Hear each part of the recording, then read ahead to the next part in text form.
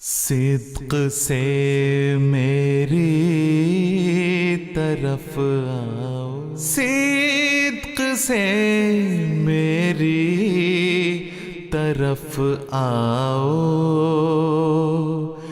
اسی میں خیر ہے درندے ہر طرف، میں عافیت کا ہوں حصار۔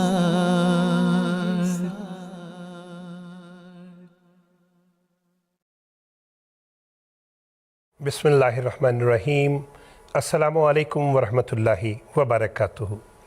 MTA انٹرنیشنل کے پروگرام حصار عافیت کے ساتھ ہم آپ کی خدمت میں حاضر ہیں اور خلوص دل سے آپ سب کو خوش آمدید کہتے ہیں۔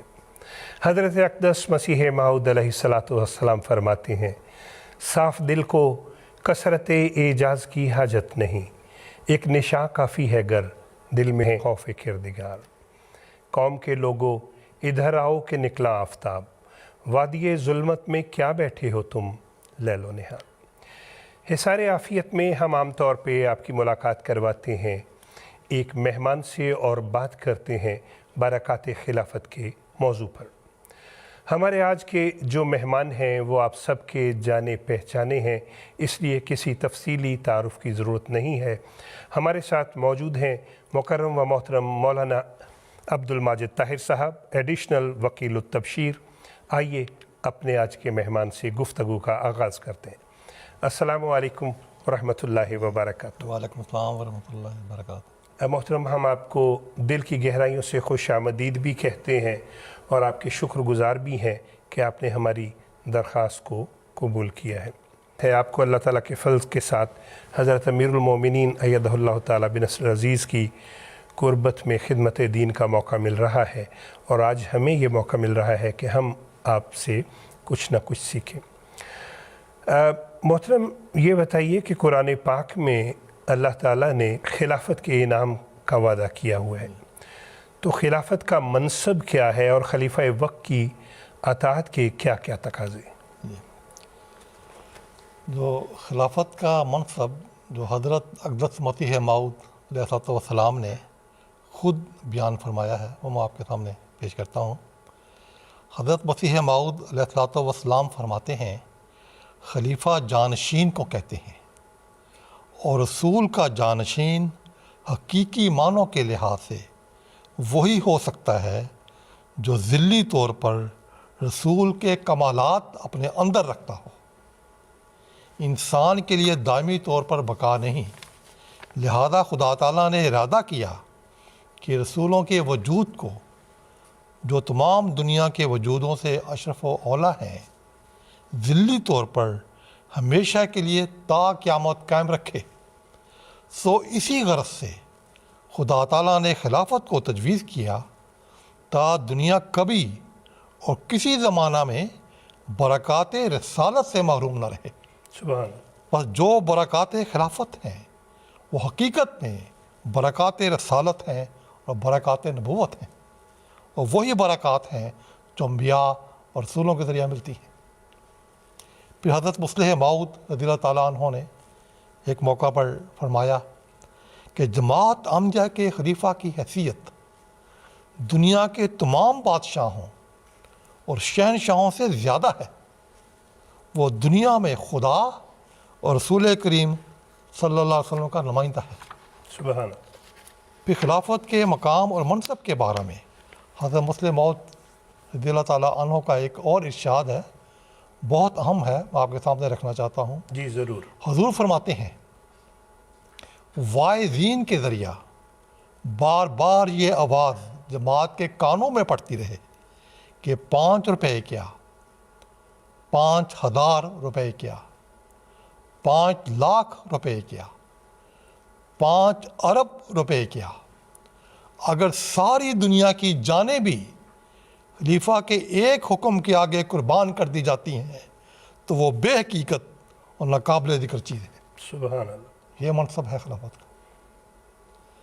اب یہ منصب بیان کرنے کے بعد اب جو آپ کے سوال کا دوسرا حصہ تھا میں اس طرف آتا ہوں کہ اطاعت خلافت کے حوالہ سے سب سے پہلے میں حضرت صلی اللہ علیہ وسلم کا ایک ارشاد پیش کرتا ہوں.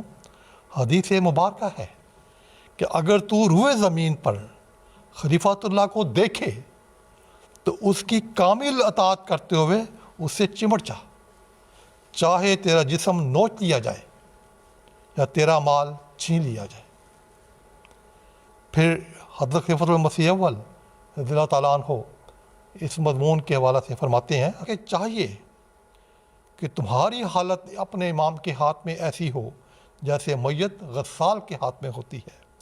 تمہارے تمام ارادے اور خواہشیں مردہ ہوں اور تم اپنے آپ کو امام کے ساتھ ایسا وابستہ کر لو جیسے گاڑیاں انجن کے ساتھ، اور پھر دیکھو کہ ہر روز ظلموں سے نکلتے ہو یا نہیں. پھر اس مضمون کو آگے بڑھاتے ہوئے حضرت مصلح موعود رضی اللہ تعالیٰ عنہ فرماتے ہیں کہ تم خوب یاد رکھو تمہاری ترقیات خلافت کے ساتھ وابستہ ہیں، اور جس دن تم نے اس کو نہ سمجھا اور اسے قائم نہ رکھا وہی دن تمہاری ہلاکت اور تباہی کا دن ہوگا. اللہ. لیکن اگر تم اس حقیقت کو سمجھے رہو گے اور اسے قائم رکھو گے تو پھر اگر ساری دنیا مل کر بھی تمہیں ہلاک کرنا چاہے گی تو نہیں کر سکے گی. پھر آپ مزید فرماتے ہیں میں تمہیں نصیحت کرتا ہوں کہ خواہ تم کتنے عقل مند اور مدبر ہو، اپنی تدابیر اور عقلوں پر چل کر دین کو کوئی فائدہ نہیں پہنچا سکتے جب تک تمہاری عقلیں اور تدبیریں خلافت کے متحد نہ ہوں اور تم امام کے پیچھے پیچھے نہ چلو. ہرگز اللہ تعالیٰ کی مدد اور نصرت تم حاصل نہیں کر سکتے. پھر آپ فرماتے ہیں بس اگر تم خدا تعالیٰ کی نصرت چاہتے ہو تو یاد رکھو اس کا کوئی ذریعہ نہیں سوائے اس کے کہ تمہارا اٹھنا بیٹھنا، کھڑا ہونا اور چلنا، تمہارا بولنا اور خاموش رہنا میرے متحد. سبحان اللہ. پھر آپ فرماتے ہیں ایک اور آپ کا اقتباس ہے، جی ضرور. وہی شخص اصلاح کا مفید کام کر سکتا ہے جو اپنے آپ کو امام سے وابستہ رکھتا ہے. اگر کوئی شخص امام کے ساتھ اپنے آپ کو وابستہ نہ رکھے تو خواہ وہ دنیا بھر کے علوم جانتا ہو وہ اتنا کام بھی نہیں کر سکے گا جتنا بکری کا بکروٹا کر سکتا ہے. سبحان اللہ. آپ فرماتے ہیں دنیا بھر کے علوم جانتا ہو لیکن اگر وہ خلافت کے ساتھ وابستہ نہیں ہے تو وہ اتنا کام بھی نہیں کر سکے گا جتنا بکری کا بکروٹا یعنی چھوٹا بچہ جو اس کو ہوتا ہے وہ کر سکتا ہے. پھر آپ فرماتے ہیں خلافت کے تو معنی ہی یہ ہے کہ جس وقت خلیفہ کے منہ سے کوئی لفظ نکلے اس وقت سب سکیموں، سب تجویزوں اور سب تدبیروں کو پھینک کر رکھ دیا جائے اور سمجھ لیا جائے کہ اب وہی سکیم، وہی تجویز اور وہی تدبیر مفید ہے جس کا خلیفہ وقت کی طرف سے حکم ملا ہے. جب تک یہ روح جماعت میں پیدا نہ ہو اس وقت تک سب خطبات رائے گام، تمام سکیمیں باطل اور تمام تدبیریں ناکام ہیں. اب میں ایک حوالہ حضرت خلیفۃ المسیح رابع رحمۃ اللہ کا پیش کرتا ہوں. ضرور. حضور فرماتے ہیں، مسیح رابع فرماتے ہیں خلافت کے خلاف بے ادبی کرنے والوں کا کبھی بھی میں نے نیک انجام ہوتے نہیں دیکھا. اللہ. وہ بھی تباہ ہوئے اور ان کی اولاد بھی تباہ ہوئی. اس لیے ہمیشہ کامل غلامی کے ساتھ خلافت کی اطاعت کا عہد کریں اور اس پر قائم رکھیں. حضرت خلیفۃ المسیح الخامس سید طالع بن حفص العزیز نے ممبران مجلس شورا سال 2014 کے نام اپنا ایک پیغام بھجواتے ہوئے فرمایا، حضور نے فرمایا یاد رکھیں اس زمانہ میں اللہ تعالیٰ کے وعدوں اور حضرت مسیح موعود علیہ السلام کے واضح ارشادات کی روشنی میں خلافت سے تعلق کے نتیجہ میں ہی ایمانی اور عملی ترقی ہوگی، چاہے کوئی کتنا ہی بڑا عالم یا مدبر یا بظاہر کسی روحانی مقام پر پہنچا ہوا ہو، اگر خلیفہ وقت سے تعلق کا وہ معیار نہیں جو ہونا چاہیے تو جماعتی ترقی یا کسی کی روحانی ترقی میں اس کے اس مقام کا رتی برابر بھی اثر نہیں ہوگا۔ یقیناً۔ پھر حضور فرماتے ہیں پس اگر آپ نے ترقی کرنی ہے اور دنیا پر غالب آنا ہے تو میری آپ کو یہی نصیحت ہے اور میرا یہی پیغام ہے کہ آپ خلافت سے وابستہ ہو جائیں، اس حبل اللہ کو مضبوطی سے تھامے رکھیں۔ ہماری ساری ترقیات کا دار و مدار خلافت سے وابستگی میں ہی پنہاں ہے۔ پھر ایک موقع پر آپ نے حضور تعالیٰ بن نصر العزیز نے اپنے پیغام میں فرمایا کہ خلافت کی ہی نعمت ہے جو جماعت کی جان ہے، اس لیے اگر آپ زندگی چاہتے ہیں تو خلافت حمزہ کے ساتھ اخلاص وفا کے ساتھ چمٹ جائیں، پوری طرح اس سے وابستہ ہو جائیں کہ آپ کی ہر ترقی کا راز خلافت سے وابستگی میں ہی مضمر ہے۔ ایسے بن جائیں کہ خلیفہ وقت کی رضا آپ کی رضا ہو جائے، خلیفہ وقت کے قدموں پر آپ کا قدم ہو، سبحان اللہ۔ اور خلیفہ وقت کی خوشنودی آپ کا مطمئن نظر ہو جائے۔ بس آج ہماری زندگیاں ہیں، ہماری جان ہے، ہماری بقا ہے، وہ خلافت حمزہ کے ساتھ ہی وابستہ ہے، اس کے علاوہ زندگی کی کامیابی کی کوئی ضمانت نہیں ہے۔ سبحان اللہ۔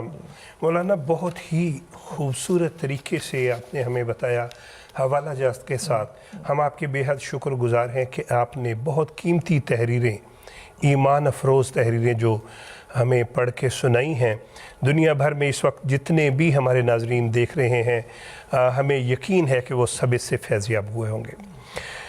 مولانا بات یہ ہے کہ بات نہیں بلکہ سوال ہے کہ روشنی اور ظلمات کی جو جنگ ہے یہ تو زندگی کے آغاز سے ہی اس کا سلسلہ ازل سے جاری ہے۔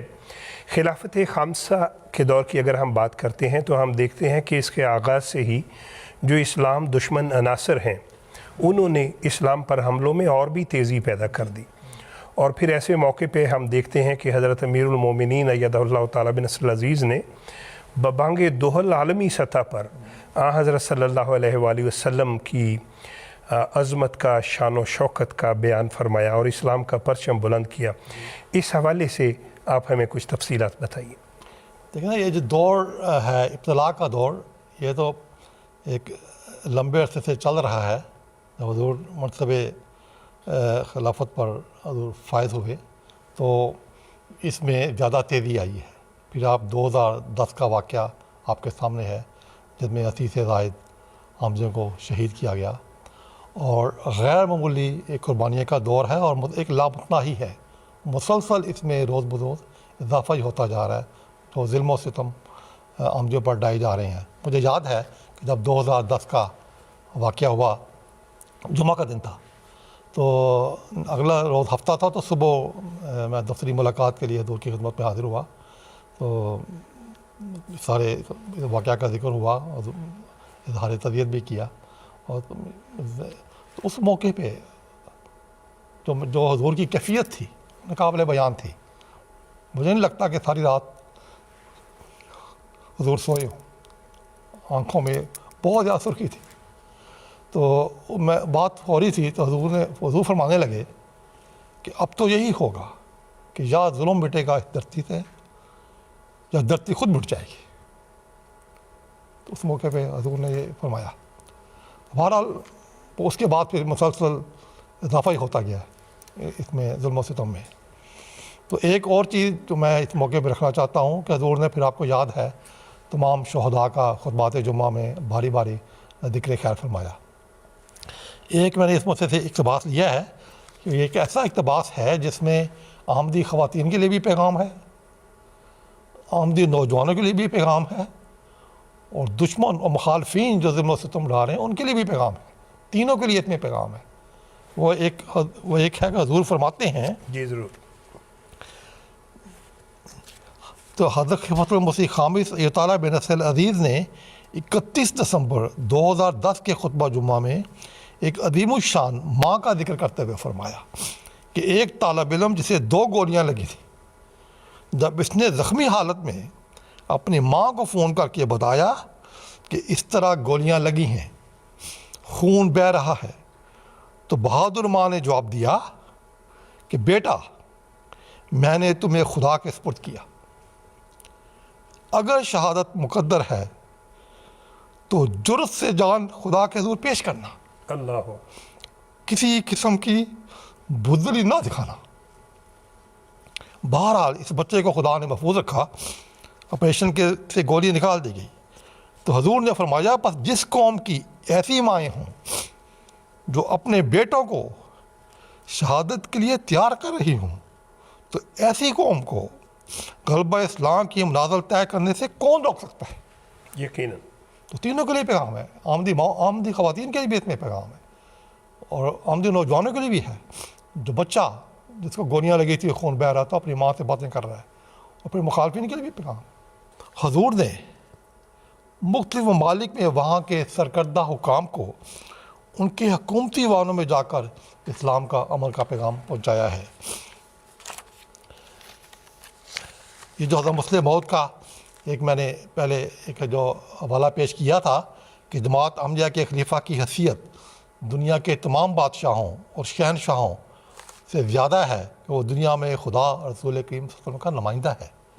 بس خلافت احمدیہ کے ذریعے خدا اور اس کے رسول کے اس نمائندہ نے، اس نمائندہ کی حیثیت سے ایک عظیم الشان انقلابی کام جو اس مبارک دور میں ہوا، وہ دنیا کے بڑے بڑے ایوانوں میں حضور نے دنیا کے سرکردہ حکام کے سامنے بڑی جرت اور شجاعت کے ساتھ بے خوف ہو کر اسلام کی امن و صلح و آشتی کی تعلیم اور اسلام کی حقیقی تعلیم پیش فرمائی اور اسلام کا حسین چہرہ پیش کیا۔ حضور نے کیپٹل ہل امریکہ میں بھی خطاب فرمایا، پھر یورپین پارلیمنٹ میں بھی حضور نے ایڈریس فرمایا، خطاب فرمایا، پھر برٹش پارلیمنٹ میں، نیوزی لینڈ پارلیمنٹ میں، ملٹری ہیڈ کوارٹر جرمنی میں، پھر سنگاپور ہے، آسٹریلیا ہے، جاپان ہے، کینیڈا ہے، اور پھر فرانس میں یونیسکو میں جو قوم متحدہ کا ادارہ ہے، اس میں بھی حضور نے خطاب فرمایا۔ پھر جرمنی میں برلن کے مقام پر ایک تقریب منعقد ہوئی، اس میں بڑی تعداد میں ممبران پارلیمنٹ اور دیگر اعلیٰ حکام شامل ہوئے، اس میں بھی حضور نے بڑا ایک بصیرت افروز خطاب فرمایا۔ ان تمام تقریبات میں حضور نے اسلام کا امن کا پیغام دنیا کے ان لیڈروں اور سربراہوں اور حکومتوں کے سامنے پیش کیا، اور اس بات کی طرف حضور نے علی اعلان ان کو توجہ دلائی کہ اسلام کے امن کے پیغام کو اپناتے ہوئے اور دوسروں کے حقوق کو عدل و انصاف سے ادا کرتے ہوئے تم دنیا کو تباہی سے بچا سکتے ہو۔ حضور نے اس دنیا کے ایک بہت بڑے اور طاقتور ایوان کیپٹل ہل میں، جس میں وہاں سینیٹر بھی موجود تھے، کانگریس مین بھی موجود تھے، تھنک ٹینک کے نمائندے تھے، سیکورٹی کے نمائندے تھے، دیگر سرکردہ حکام وہاں سارے بیٹھے ہوئے تھے، اور یہ جو منظر ہے خود میری آنکھوں کے سامنے ہے جو وہاں پہ تھا۔ اور وہاں کے بارے میں یہ کہا جاتا ہے کہ یہاں کوئی سینیٹر کانگریس مین کسی بھی فنکشن میں آئے 2-4 منٹ کے بعد اٹھ کے چلا جاتا ہے، لیکن پورے پروگرام میں ایک بھی اپنی نشست سے ہل نہیں سکا، سبحان اللہ، آخر تک بیٹھے رہے۔ تو حضور نے وہاں خطاب کرتے ہوئے جو ان کو فرمایا، حضور نے فرمایا اسلام ہم سے یہ چاہتا ہے کہ ہم کبھی بھی دوسروں کی دولت کی طرف حسد اور لالچ کی نظر سے نہ دیکھیں، اور مخاطب ہوتے ہوئے فرما رہے ہیں اسلام یہ چاہتا ہے کہ ترقی یافتہ اقوام اپنے مفادات کو ایک طرف رکھ کر غریب اور کم ترقی یافتہ اقوام کی در حقیقت بے غرضانہ مدد اور خدمت کریں۔ اگر ان تمام اصولوں کی پابندی کی جائے تو دنیا میں حقیقی امن قائم ہو جائے گا۔ پھر ہر جگہ پر، ہر موقع پر جہاں جہاں بھی حضور نے خطاب فرمائے ہیں، ان سرکردہ افراد نے اس بات کا کھل کر اظہار کیا ہے کہ اگر آج کوئی وجود دنیا کو تباہی سے بچانے کے لیے کریا ملک بستی امن کے لیے کوشاں ہے تو جماعت احمدیہ کے خلیفہ حضرت مرزا مسرور احمد ہے۔ سبحان ان اللہ، لوگوں نے بزبان حال اس کا اظہار کیا۔ اب برلن میں ایک جو تاریخی خطاب ہوا ہے، یہ اکتوبر 19 میں ہوا، یہاں ممبران پارلیمنٹ اور دیگر اعلیٰ حکام شامل ہوئے۔ اس موقع پر جرمنی کی پارلیمنٹ کی ایک ممبر بیٹینا مولر نے کہا، امام جماعت احمدیہ کے خطاب سے مجھے امن کی خوشبو آتی ہے، اور آپ کے وجود میں امن، سلامتی اور سچائی کی تاثیر ہے سبحان جو دوران پروگرام سارے ماحول میں ہمیں محسوس ہوتی رہی ہے۔ پھر یونائٹڈ نیشن یونیسکو میں حضور نے ایک تاریخی خطاب فرمایا. وہاں مالی کے ایک ایمبیسیڈر تھے عمر قائطہ صاحب. انہوں نے اپنے خیالات کا اظہار کرتے ہوئے کہا کہ امام جماعت احمدیہ وسیع نظر شخصیت ہیں اور امن کے قیام کے لیے کوشاں ہیں, اور یہی وہ چیز ہے جس کی امت مسلمہ کو ضرورت ہے.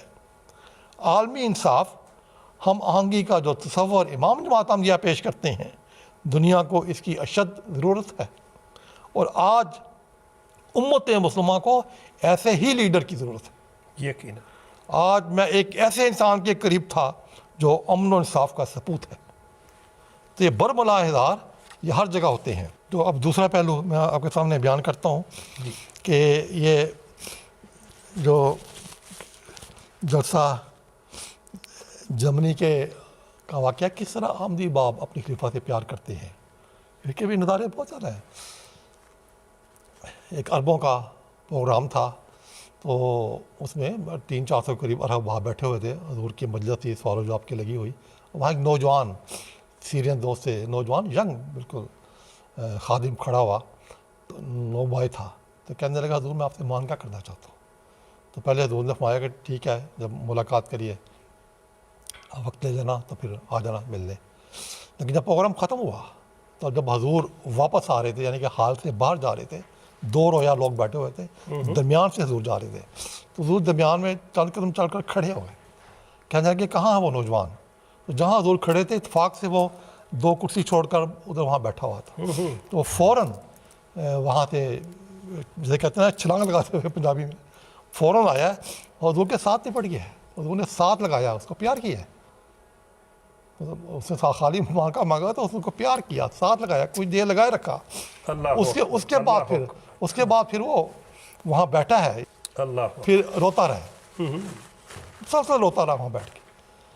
تو محبت کے غیر معمولی واقعات ہیں. ایک واقعہ میں اور آپ کے سامنے رکھتا ہوں, یہ نائجیریا کا ہے. جی, یہ بھی ہمارا آنکھوں دیکھا واقعہ ہے کہ حضور اپنی رہائش گاہ سے مسجد کے بل میں چند قدم کے فاصلے پہ تھی, تو دونوں طرف ایک ہجوم ہوتا تھا عورتوں کا, بچوں کا, اور عورتیں اپنے بچے لیے کھڑی ہوتی تھی.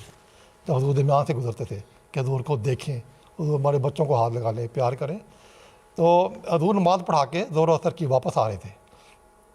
تو دونوں طرف عورتیں اپنے بچوں کو لے کے صرف کھڑی نہیں تھیں بلکہ ہاتھوں سے اپنے بچوں کو آگے کیا ہوا تھا, کہ شاید اس طرح دونوں ہاتھوں سے آگے کیا ہوا تھا کہ حضور گزرتے ہوئے کوئی کہیں حضور کا ہاتھ لگ جائے. تو ایک عورت جو تھوڑی سی پیچھے تھی, اس نے باقی عورتوں کے کندھوں سے اوپر کر کے اپنے بچے کو آگے کیا ہوا تھا, جس سے نہیں ہوتا تڑپ رہی تھی کہ کاش گزرتے ہوئے حضور کا ہاتھ لگ جائے. اچھا, ہم نے دیکھا جب حضور گزر رہے تھے قریب سے, بچوں کے پیار کر رہے تھے, اس بچے کی گال پر بھی حضور نے پیار کیا. سبحان اللہ, سبحان اللہ. تو اس طرح باقی اور ہمارے نوجوان جو خدام ہیں, ان کے بھی خداموں میں بھی اللہ تعالیٰ کے فضل سے غیر معمولی محبت اور پیار کا اظہار ہے. یہ لاس اینجلس میں جب حضور تشریف لے گئے تھے تو وہاں بعض خدام ساری رات ڈیوٹی پہ, ہم دیکھتے تھے سارا دن ڈیوٹی پہ. تو ہم نے ایک دو سے پوچھا کہ بھائی ساری رات بھی آپ ادھر, سارا دن بھی آپ ادھر, تو آپ سوتے کب ہیں؟ کہنے لگے, ایک نے کہا کہ میں پچھلے 24 گھنٹوں میں نے صرف 1 گھنٹہ یا 2 گھنٹے میں نے آرام کیا ہے, اور اس سے زیادہ ہم نہیں کرتے. تو میں نے کہا ڈیوٹیاں کس طرح دے رہے ہیں؟ کہتے ہمیں سے کوئی نہیں سوتا, ہم 24 آور ڈیوٹیاں دے رہے ہیں, کیونکہ ہمیں پتہ ہے محبت ہے کہ یہ دن دوبارہ نہیں آئیں گے. یہ دن ہمیں کہاں ملیں گے؟ تو ہم نے اپنی رات کو نیندیں ساری ختم کر دی. تو ہم تو ترسے ہوئے ہیں. باقی ایک نوجوان ملاقات کے لیے آیا, اور وہاں پہ ملا, کہتا میں نے ملاقات کرنی ہے. تو ہم نے سے پوچھا بھائی کہاں سے آئے ہو؟ کہتا میں فلاں اسٹیٹ سے آیا ہوں, وہاں 5-6 گھنٹے کی فلائٹ لے کر آیا ہوں, اور مجھے جب پتہ لگا خلیفۃ المسیح ہمارے ملک میں آ رہے ہیں, میں نے 3 مہینے لگا کے کرایہ جمع کیا. اللہ صرف اس لیے کہ میں حضور کا چہرہ دیکھوں, حضور سے ملوں. سبحان اللہ. کیا اللہ تعالیٰ دلوں میں محبت ڈالتا ہے خلیفہ وقت کے لیے. ہاں, اور اس طرح کے اظہار ہے. باقی ایک خادم یہی لاس اینجلس کا بھی ہے کہ وہ باسکٹ بال کا ایک انہوں نے میچ رکھا تھا, نمائشی میچ 2 جماعت کے 2 گروپس کے درمیان. تو ہم نے دیکھا کہ ایک خادم حضور کے پیچھے کھڑا ہے اور روتا جا رہا ہے, ڈیوٹی پہ کھڑا تھا, مسلسل رو رہا ہے, آنسو بہہ رہے ہیں. بہرحال جب فارغ ہو گیا حضور تشریف لے گئے, تو پھر میں نے پوچھا کیا بات ہے؟ کہتا میں زندگی میں تصور نہیں کر سکتا تھا کہ میں بھی کبھی خلیفہ وقت کے اتنا قریب ہوں گا، سبحان میں سوچ نہیں سکتا تھا. تو ایسی محبت اظہار ہے. مطلب کینیڈا میں جو حضور ملاقاتیں کر کے مسجد تشریف لاتے ہیں تو وہاں فاصلہ ہے شاید 70-80 میٹر کا فاصلہ ہے جو حضور چڑھ کے جاتے ہیں. تو سڑک کے دونوں طرف پیس ولیج آپ نے دیکھا ہوا ہوگا، وہاں تو ہزاروں کی تعداد میں خواتین، بچے، بچیاں جمع ہوتے تھے. جب بھی حضور نے گزرنا وہ کھڑے ہیں. شدید سردی تھی، بوڑھی عورتیں ویل چیئر پر، بچے گھنٹہ گھنٹہ لے کے مائیں کھڑی ہیں. جب وہاں گزرتے تھے پھر جو عشق و محبت کا اظہار ہوتا تھا وہ انسان بیان نہیں کر سکتا. بیان نہیں کر بلکہ عرب وہاں کھڑے ہوتے تھے اور بلند آواز سے عرب آواز لگاتے تھے کہ اے امیر المومنین ہمیں آپ سے محبت ہے، ہمیں آپ سے محبت ہے. آوازیں لگاتے تھے. اللہ تو ایسی ایسی داستانیں ہیں عشق کی اور محبت کی کہ انسان سبحان اللہ. کون سی بیان کرے کون سی بیان نہ کرے. بہت یہ قدم قدم پہ نظر آتی ہے. جی بہت مجھے یقین ہے کہ ہمارا جو اور پروگرام ایک آخری میں بیان کر دیتا ہوں اس طرف کا بھی، جو کیونکہ افریقہ دوسرے کانٹیننٹ کا ہو گیا، یہ جو ایشین کانٹیننٹ ہے. جب حضور سنگاپور تشریف لے گئے تو انڈونیشیا سے وہ 2-3 ہزار کی تعداد تھی، بلکہ شاید 3 ہزار سے بھی زیادہ تھے جو لوگ وہاں سے آئے تھے، فیملیز آئی تھیں. بعض فیملیز جب ہم نے ان سے پوچھا، باتیں ہوئیں، تو 38 گھنٹے کا سفر کر کے، کبھی جہاز کا سفر، تھوڑا سا جہاز کا سفر، پھر فیری کا سفر، پھر بائی روڈ، پھر فیری، پھر بائی روڈ، جزائر ہے نا وہاں، پھر فیری، 38 گھنٹوں کا سفر کر کے پوچھے تھے 2-3 دن میں. تو ان سے پوچھا کہ پھر آپ کیسے سارا پوچھا، کیونکہ ہم صرف خلیفہ وقت کا چہرہ دیکھنے آئے ہیں. سبحان اللہ. ہمیں صرف خلیفہ وقت کا ہم نے چہرہ دیکھنا ہے، اس کے لیے ہم نے اتنا لمبا سفر کیا ہے. چہرہ دیکھیں گے، ہم نے اتنا ہی سفر کر کے واپس جانا ہے 38 گھنٹے کا، لیکن حضور کا دیدار ہمیں نصیب ہو جائے، اس کی خاطر ہم نے سارا سفر کیا ہے. کون ہے جو دلوں میں ڈالتا ہے؟ یقیناً اللہ تعالیٰ ہی یہ عقیدت محبت دلوں میں ڈالتا ہے. مولانا ایک یہ بات فرمائیے کہ جو دشمنان احمدیت ہیں جی ان میں حکومتیں بھی شامل ہیں، تنظیمیں بھی شامل ہیں، ان کا تو دل چاہتا ہے کہ کسی طرح جماعت کا شیرازہ بکھر جائے، بڑی کوششیں کرتے ہیں.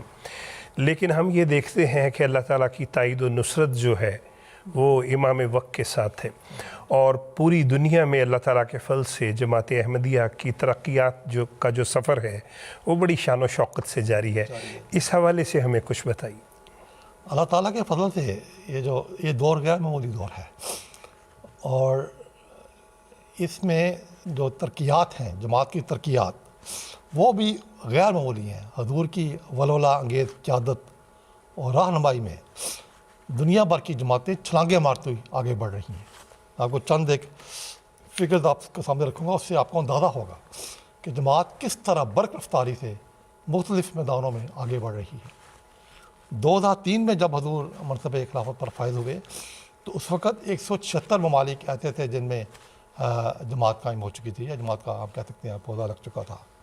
تو اب یہ جو عرصہ گزرا ہے اس میں 37 نئے ممالک میں جماعت قائم ہو چکی ہے. ماشاء تو یہ ایک بہت بڑا فگر ہے.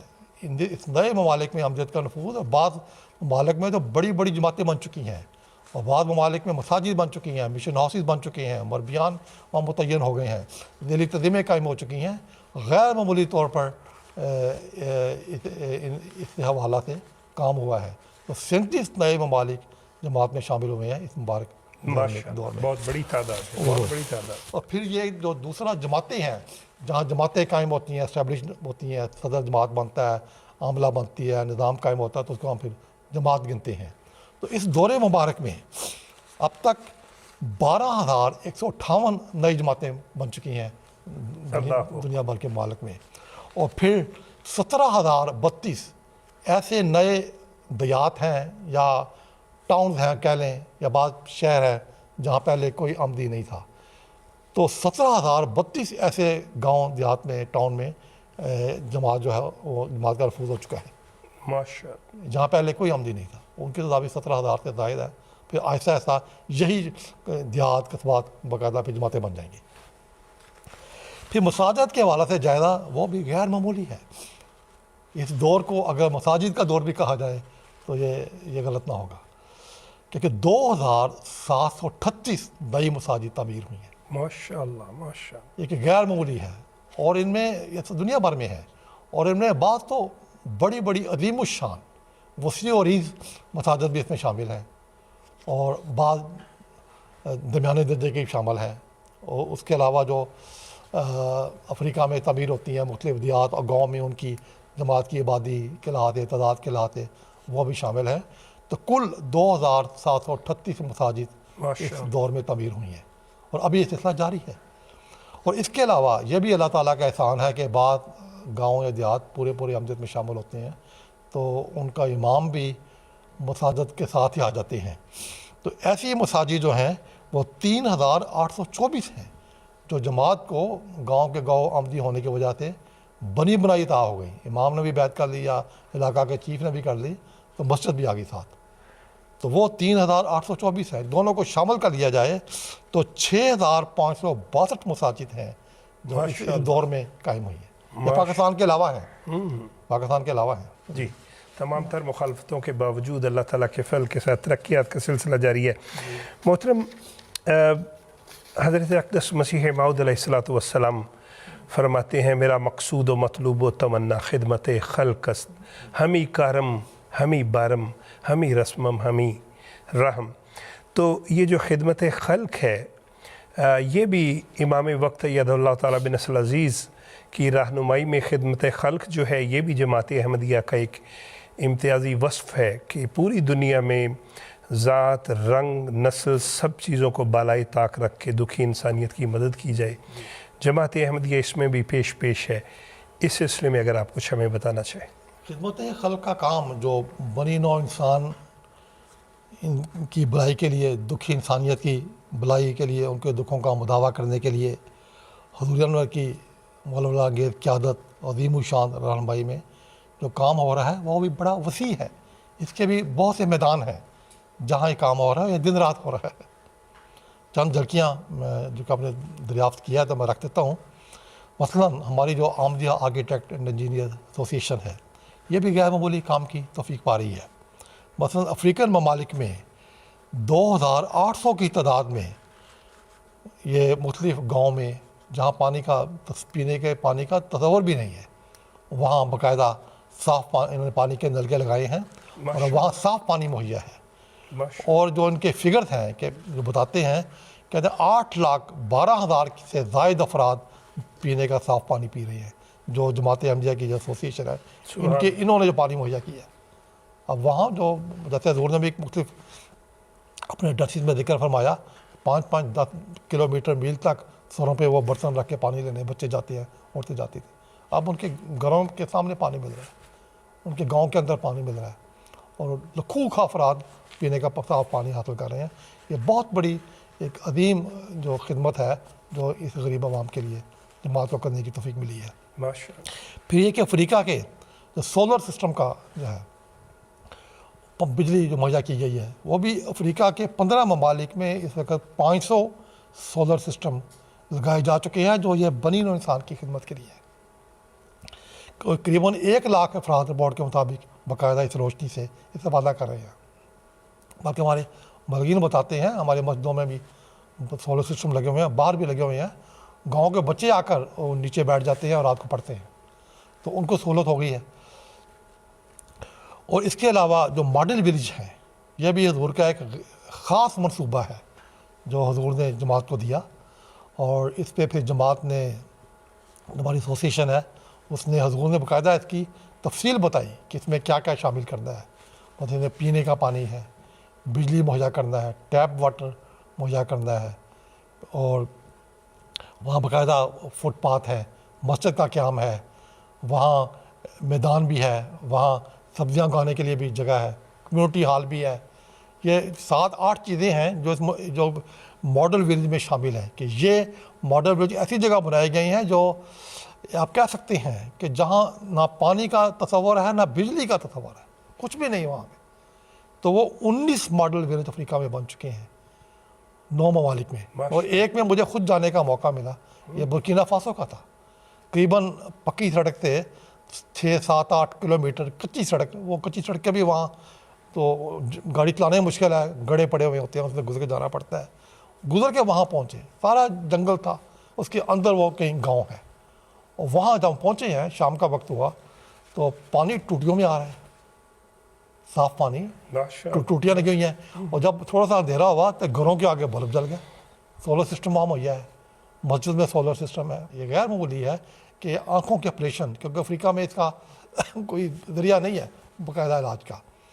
تو 16,245 اب تک اس دور میں آنکھوں کے فری آپریشن کیے جا چکے ہیں غریب لوگوں کے, ان کی بنائی بحال ہوئی ہے. تو خون کی عطیات دینے کا بھی ایک سلسلہ حضور کی ہدایت کے مطابق جاری ہے. تو اس میں بھی 16,143 گزشتہ 2 سالوں میں خون کی بوتلیں مہیا کی گئی ہیں, یونٹس مہیا کیے گئے ہیں. پھر میں بتانا چاہتا ہوں کہ قیدی بھی حضور کی جو برکت ہے, حضور کی جو ہدایات ہیں, اسے قیدی بھی محروم نہیں رہے. جماعت جیلوں میں جا کے قیدیوں کو مدد کرتی ہے, مختلف ایونٹس کے موقع پر انہیں خوراک مہیا کرتی ہے, کھانے مہیا کرتی ہے, ان کی ضرورتیں پوری کرتی ہے. ایک مہمان آدمو سیدو صاحب, یہ بھی حضور سے انہوں نے آ کے ملاقات کی, پہلی دفعہ ملے تھے. اظہار کیا کہ جلسہ میں شامل ہو کر اور حضور سے مل کر میرے جذبات کی کایا پلٹ گئی ہے. جس جماعت کو میں سنجیدہ نہیں لیتا تھا, خلیفہ وقت سے ملاقات نے میری زندگی کے بہترین دن مجھے دکھا دیے. میں بالکل بدل گیا ہوں. اللہ. ایک مراکش سے لوگ ایک مہمان آئے تھے, وہ بھی پہلی دفعہ حضور سے ملے. وہ کہتے ہیں میں نے خلیفۃ المسیح کو دیکھا, خلیفۃ المسیح کی تقاریر سنی, تو ایسے لگا جیسے میں روحانی طور پر پرواز کر رہا ہوں, جیسے میں دوبارہ پیدا ہوا ہوں, جیسے مجھے دنیا سے کوئی واسطہ نہیں. اس کیفیت کو بیان کرنا میرے لیے مشکل ہے. اور ایک اس موقع پر میں آپ کو اور رکھنا چاہتا ہوں جو ایک جرمن خاتون کا ہے. ایک جرمن خاتون جنہوں نے بیعت کرنے کی بھی توفیق پائی, وہ خود بیان کرتی ہے کہ جب میں نے پہلی مرتبہ حضور انور کی آواز مائک پر سنی, ابھی دیکھا نہیں, صرف حضور کی آواز سنی ہے, تو حضور کی آواز میری روح میں اتر گئی. اللہ. اس وقت میرے جو جذبات اور کیفیت تھی وہ بیان کرنے سے قاصر ہوں. میں نے خود کو بہت ہی ہلکا پھلکا سا محسوس کیا. ایک خوشی اور سکون کی کیفیت تھی جس سے میں سرشار تھی. میں جان گئی تھی کہ جس سکون اور روحانیت کی تلاش میں تھی وہ مجھے آج احمدیت کی گوش میں آ کر مل گیا ہے. میں نے بیعت کرنے کا فیصلہ حضور کی آواز سننے کے بعد کر لیا تھا. ابھی دیکھا نہیں, ملی نہیں, کہتے میں نے صرف خلیفہ وقت کی آواز سن کر بیعت کرنے کا فیصلہ کر دیا تھا. حضور انور کی پرشوقت شخصیت سے اتنی محبت, اتنا سکون اور روحانی کشش محسوس ہو رہی تھی, اسے بیان کرنا میرے لیے ممکن نہیں. چنانچہ اب میں بطور احمدی مسلمان اپنی زندگی کا آغاز کر چکی ہوں. سبحان تو اللہ. یہ کایا پلٹ جاتی ہے. پروگرام کے آخر پر جب تک ہمارے نوجوان ہیں ان کے لیے ایک پیغام ہے جو میں پیش کرنا چاہتا ہوں کہ ایک دفعہ BBC کے نمائندہ نے انٹرویو لیتے ہوئے اچانک حضرت چودھری محمد رسول اللہ خان صاحب سے یہ سوال کیا کہ آپ کی زندگی کا سب سے بڑا واقعہ کیا ہے. آپ نے فوراً یہ جواب دیا کہ میری زندگی کا سب سے بڑا واقعہ وہ تھا جب میں اپنی والدہ کے ساتھ حضرت مسیح موعود علیہ السلام امام مہدی کی خدمت میں حاضر ہوا, آپ کے مبارک چہرے پر نظر ڈالی اور آپ کے ہاتھ میں اپنا ہاتھ تھما دیا.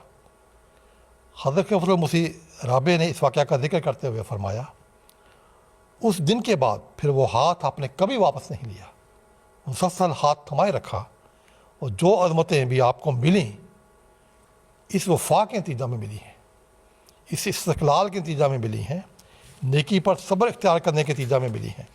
اور ایک موقع پر حضرت چودھری محمد رسول اللہ خان صاحب سے کسی نے پوچھا کہ آپ کی ترقیات اور کامیابیوں کا راز کیا ہے, تو آپ نے بے ساختہ جواب دیا, because through all my life I was obedient to خلافت. سبحان اللہ.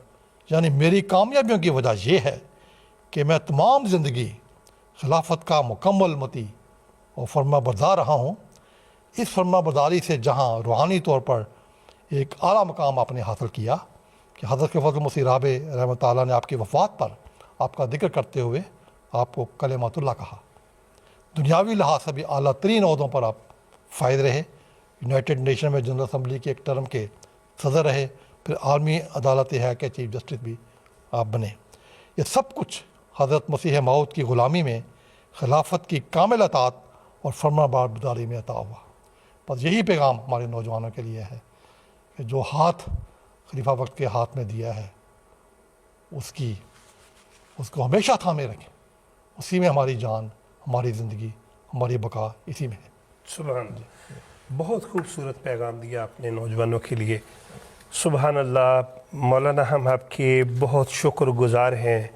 ہمیں یقین ہے کہ آپ کی نے یہ جو واقعات بتائے ہیں، جو آپ نے اقتباسات پیش کیے ہیں، ان سے بہت سے دلوں میں آپ نے خلافت احمدیہ کے لیے محبتوں کے، عقیدتوں کے، دعاؤں کے چراغ روشن کیے ہیں. ہمیں یقین ہے کہ جتنے سننے والے ہیں سب اس سے فیض یاب ہوئے ہیں. اور کاش ہمارے پاس وقت اور بھی ہوتا، لیکن مجھے بتایا جا رہا ہے کہ ہمارے پروگرام کا وقت اختتام کو پہنچ چکا ہے. ہم آپ کے بے حد شکر گزار ہیں کہ آپ نے اتنے ایمان افروز واقعات ہمیں سنائے.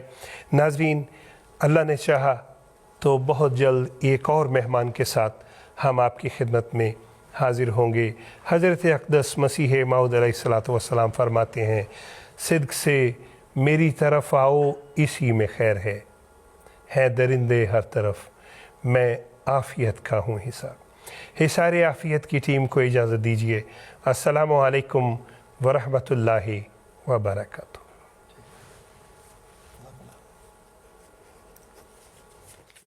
صدق سے میری طرف آؤ، صدق سے میری طرف آؤ،